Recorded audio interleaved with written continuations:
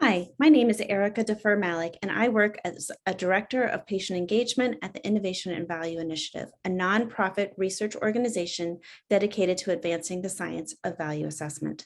Today, I am so pleased to speak with Shannan O'Hara Levi, a patient advocate and social worker.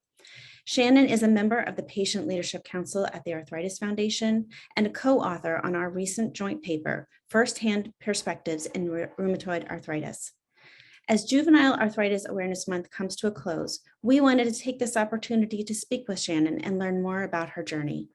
Shannan was first diagnosed with RA at the age of 3. Since juvenile arthritis is so rare, doctors first told her mother that it was growing pains and that Shannan was just being sensitive. When she was finally diagnosed, the doctors told her parents that she would be in a wheelchair by the age of 6, and there was little they could do. Despite or perhaps because of her diagnosis, Shannan has defied doctors and has worked tirelessly to maintain control of her life and to help others. We are so honored to speak with you today. Thank you, Shannan, for joining me. I just gave a tiny introduction to your experience as a child. Could you tell us briefly about your diagnosis journey? Sure. Yes. Thank you. So I was diagnosed, as you mentioned, when I was 3.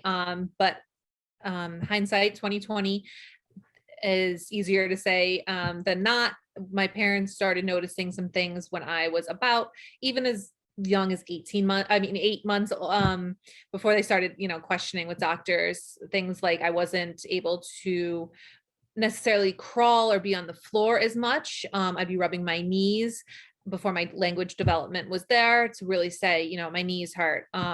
And, playing on the floor, they were thinking maybe it was difficult for me to be on the floor, just standing upright and going from there, might have been some of the things that were early signs of the arthritis.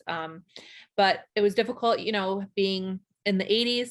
My parents really didn't have anything to look up, look at anything online, any support groups, anything like that, because they didn't exist. And they really just had to go off of what the doctor said. And at that point, because it is rare and I was so young, they were very dismissed.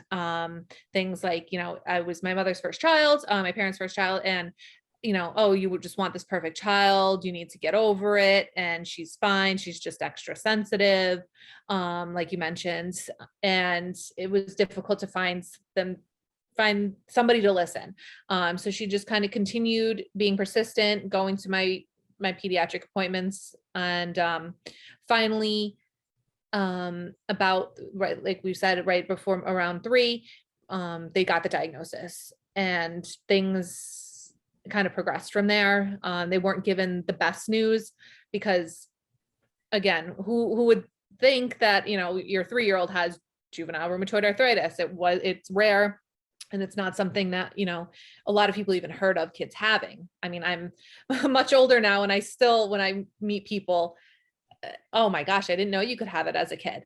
I didn't know you could have it in your 30s. I didn't know if you could have it whenever. So it's still there as a stigma of, I didn't know. I thought it was just an older person's illness. And so like you had said too, being in a wheelchair by the time I was 6 was basically the prognosis that they were given.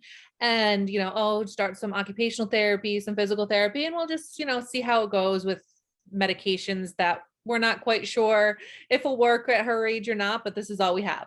So, they kind of just went along with what they were told to do. But luckily, being persistent and doing everything that they should kept me out of a wheelchair by that point, and just being able to kind of give myself the best that they could, with all the therapies available. Yeah, and given, even though you were the child, what advice would you have for parents and caregivers if their child is diagnosed with juvenile arthritis? Yeah, that's great. Definitely not not to go wild researching things online. Kind of the opposite of what I just said about my parents. They didn't have that available, but right now, sometimes the plethora of information can be extremely overwhelming, and you're always going to find a story or something that makes you extremely, upset and go from one end to another. But I think my biggest advice, it would be find a support group, find a support system, and they're definitely out there. The Arthritis Foundation has some great support groups for parents, and so there's some groups on Facebook, they're private, and just kind of parents going through the same things that you're going, these early diagnosis, the journey of different medications available, different therapies, different nutrition options, different, ways we can adapt in sports. Because if things change when you get that diagnosis of what you can and can't do potentially as a kid. So, just definitely finding that support is super important, in my opinion, if as a first step. Absolutely. Absolutely. And then related to that, what do you wish more people in general knew about juvenile arthritis? I definitely wish that people knew that it is kind of an invisible illness, and don't judge a book by its cover. Sometimes, people with arthritis may look a certain way, like you can't pick them out in a crowd necessarily. And it's, it can, sometimes it can be frustrating. Not that I want to look like I'm sick or anything like that. And I'm sure most people with RA can agree. However, it can get a little tiring when people just assume you're okay and you can do these things because you're not having this outward appearance of, not feeling well. But I can maybe start the day taking a shower and barely be able to wash my hair because I can't reach my hand above my shoulders.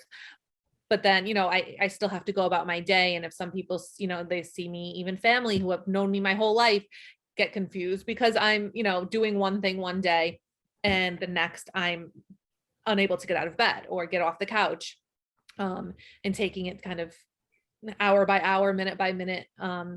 That's definitely something that I wish more people knew. And even as a parent, your child may be able to do one thing one day and the next day they're in pain, and that can, be difficult to understand. That is something that I think is such an important insight. And it is true for some other illnesses as well, that you can't always know what somebody is going through if you can't, even if you can't see it. So there's other things that are happening. Speaking of which, when we worked together on our paper, you really emphasized some of the hidden costs of RA to people who are living with RA as well as their caregivers. What do you think are one or two examples of the biggest costs of juvenile arthritis that are often not measured in research? Sure. So, besides the financials of co-pays and out-of-pocket expenses that way, time is something that really is just not considered often. And I'm talking about time with you're on the phone fighting these insurance companies. You're on the phone, not even fighting, just to get your prescription filled sometimes can take hours, days. I've had one that took months, and really it just paperwork sitting on somebody's desk that just isn't getting processed for whatever reason. It's my doctor's office, this one, the person that usually does it out on vacation, and then it just kind of gets lost in these. It is what it is at times, but these costs of time just kind of add up, and there's really no way to discuss that because, oh, okay, yeah, you were on the phone for a while. That's Right. taking away from so much. And that's something, as a parent, you really have no choice, that you have to advocate and get the medication or whatever it is. Sometimes it's even, physical therapy, occupational therapy, that's, you need approved by doctor's offices, by insurance companies, making appointments. And then additionally included in time really is travel. Sometimes pediatric rheumatologists especially are not as available in certain states and certain cities, neighborhoods. Travel is a big deal. I actually live in a pretty metropolitan area, and I always have. However, I've spent, just to go for an infusion of 30 minutes, I've spent 5 hours in a car and parking because of traffic. So that, just to get my treatment. And that's not including how I got to that point of getting it approved by insurance and scheduling it with the nurses. So that's kind of a big deal for a hidden Huge cost. deal. No, right. And I think that is something that needs much better measurement and much better consideration as we think about what patients have to pay for when they are facing these serious illnesses like juvenile arthritis. Thank you, Shannan. This has been an incredibly insightful and useful conversation.